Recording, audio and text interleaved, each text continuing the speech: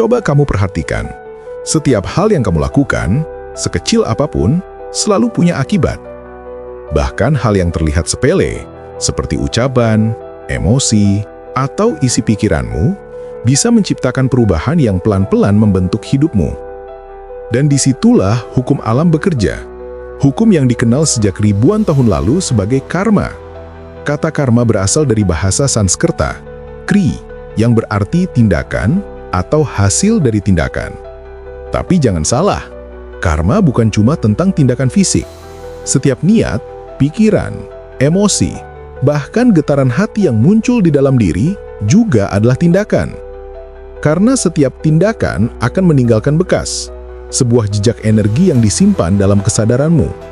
Lama-lama, jejak itu menumpuk, membentuk pola kebiasaan, dan akhirnya menjadi karakter. Dan karakter itulah yang akan menentukan arah hidupmu. Karma adalah pola algoritma batinmu. Bayangkan kamu punya kebun dalam dirimu. Setiap pikiran yang muncul adalah benih. Kalau kamu terus menanam benih negatif, seperti iri, takut, cemas, dendam, atau benci, maka tanah batinmu akan tumbuh menjadi hutan gelap yang menakutkan. Tapi kalau kamu menanam kasih, syukur, sabar, dan empati, kebun itu akan tumbuh jadi taman yang indah dan damai. Masalahnya, banyak dari kita tidak sadar dengan benih apa yang sedang ditanam setiap hari. Kita mengonsumsi berita negatif, drama sosial media, rasa bersaing, dan kecemasan yang tidak pernah habis. Lalu kita bertanya, kenapa hidupku terasa berat? Padahal jawabannya sederhana, karena kita sedang memanen dari benih yang dulu kita tanam sendiri. Karma bukan tentang balasan cepat dari langit. Ia adalah refleksi dari pola yang kita ulang. Apapun yang kita pancarkan, itulah yang kita tarik kembali.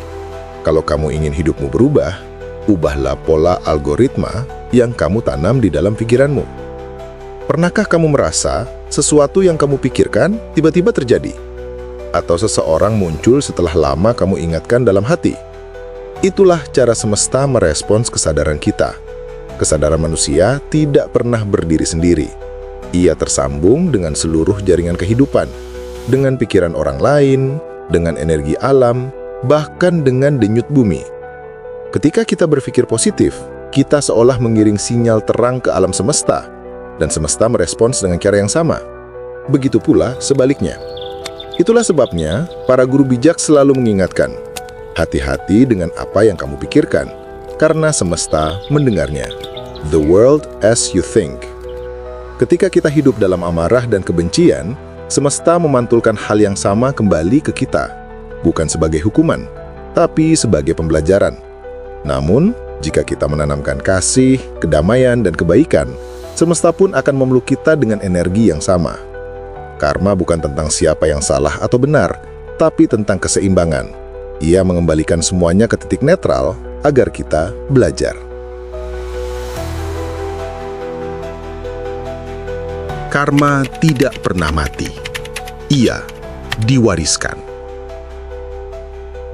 Banyak orang berpikir karma berhenti pada si pelaku. Padahal, energi tidak pernah hilang. Ia bisa menular, mengalir, bahkan diwariskan. Orang tua bukan hanya mewariskan fisik atau harta, tapi juga energi batin, trauma, ketakutan, ambisi, dan kebencian. Semua itu bisa diteruskan tanpa disadari. Krishna pernah berkata, keinginan dan kemarahan para leluhur akan tetap hidup di dalam darah keturunannya. Dan kini, sains modern mulai menyadari hal yang sama. Gen kita bukan hanya menyimpan DNA, tapi juga ingatan emosional. Itulah sebabnya, kadang kita merasa sedih tanpa sebab, takut tanpa alasan, atau marah tanpa pemicu. Karena mungkin itu bukan milik kita, tapi milik generasi sebelumnya yang belum disembuhkan. Tapi kabar baiknya, rantai itu bisa diputus. Kita bisa menjadi generasi penyembuh, generasi yang menyadari pola lama dan memilih untuk tidak meneruskannya lagi. Dengan kesadaran, karma bisa diubah menjadi cahaya.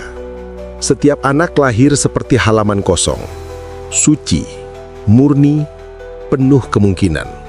Tugas orang tua bukan menulis ulang hidup mereka, tapi menjaga agar halaman itu tetap bersih dari goresan luka yang tidak perlu.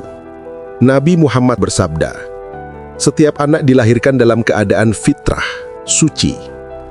Kedua orang tuanya lah yang menjadikannya berkarakter Yahudi, Nasrani, atau Majusi." Dalam konteks kesadaran, hadis ini mengingatkan kita bahwa setiap anak lahir dengan potensi ketuhanan di dalam dirinya. Jernih, lembut, dan penuh cahaya. Namun, lingkungan, ambisi orang tua, dan ekspektasi dunia seringkali menutupi cahaya itu. Berapa banyak anak yang tumbuh bukan karena panggilan jiwanya, tapi karena ambisi orang tuanya? Berapa banyak yang hidup mengejar mimpi orang lain, bukan mimpinya sendiri? Inilah karma paling halus ketika cinta berubah menjadi pengendalian dan kasih berubah menjadi ambisi. Tugas sejati orang tua bukan membentuk anak sesuai keinginannya, tapi menjaga agar kesadaran anak tetap murni, tetap terhubung dengan Tuhan di dalam dirinya. Dalam Bhagavad Gita, Krishna mengajarkan, "Ajarkan anak-anakmu bukan hanya pengetahuan, tapi juga cinta, kemandirian, dan kebijaksanaan, membedakan mana yang baik dan buruk." Dengan kesadaran seperti itu, anak akan tumbuh bukan sebagai penerus karma, tapi sebagai pembawa cahaya. Bagaimana cara memutus rantai karma? Bukan dengan ritual aneh, bukan juga dengan doa panjang. Karma hanya bisa dilepaskan dengan kesadaran. Sadari bahwa setiap pikiran, kata, dan tindakan adalah benih yang sedang kamu tanam. Kalau kamu masih marah, sadarilah amarah itu. Kalau kamu masih iri, sadari rasa iri itu tanpa menghakimi. Kesadaran adalah cahaya, dan begitu kamu menyalakan cahaya, kegelapan akan hilang dengan sendirinya. Lalu ubah arah energi hidupmu. Mulailah dari hal kecil. Maafkan, bukan karena mereka pantas dimaafkan, tapi karena kamu pantas damai. Berhenti mengeluh, mulailah bersyukur. Berhenti membenci, mulailah memahami. Dan yang paling penting, kembalikan semuanya kepada Tuhan. Karena ketika kamu sadar bahwa segala sesuatu hanyalah bagian dari kehendaknya, maka ego pun melebur. Dan ketika ego lenyap, karma pun berhenti. Karma baik tidak pernah hilang. Tidak ada kebaikan yang sia-sia. Satu kebaikan yang kamu lakukan hari ini bisa menjadi doa yang tak berhenti bekerja, bahkan setelah kamu tiada. Ketika seseorang tersenyum karena bantuanmu, ketika seseorang tenang karena doamu, ketika seseorang tumbuh karena nasihatmu, itulah karma baik yang tidak akan mati.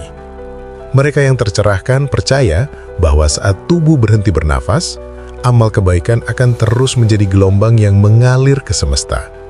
Dan doa dari orang-orang yang tersentuh oleh kebaikanmu akan menjadi cahaya yang membimbing ruhmu pulang. Karma bukan tentang hukuman, tapi tentang kesadaran. Ia datang bukan untuk menyiksa, tapi untuk mengingatkan bahwa setiap yang kamu alami adalah pantulan dari energi yang kamu ciptakan sendiri. Kalau kamu ingin mengubah hidupmu, jangan ubah dunia, ubah dirimu. Karena begitu kesadaranmu berubah, semesta akan menyelaraskan diri. Inilah makna terdalam dari karma, bahwa hidup ini bukan tentang mengejar hasil, tapi tentang belajar menjadi sadar.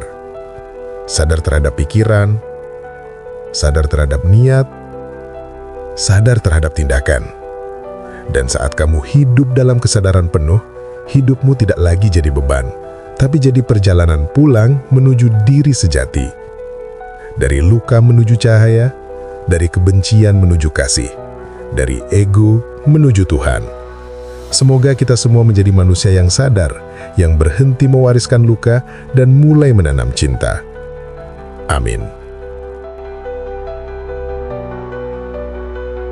Kalau kamu merasa video ini membuka sedikit pintu kesadaranmu, jangan berhenti di sini. Tekan tombol subscribe dan like, karena di channel ini kita akan terus berjalan bersama, menyelami rahasia kesadaran, menemukan jati diri sejati, dan belajar melihat hidup dari sudut pandang yang lebih dalam. Satu klik bisa jadi awal dari perjalanan besar menuju dirimu yang sebenarnya.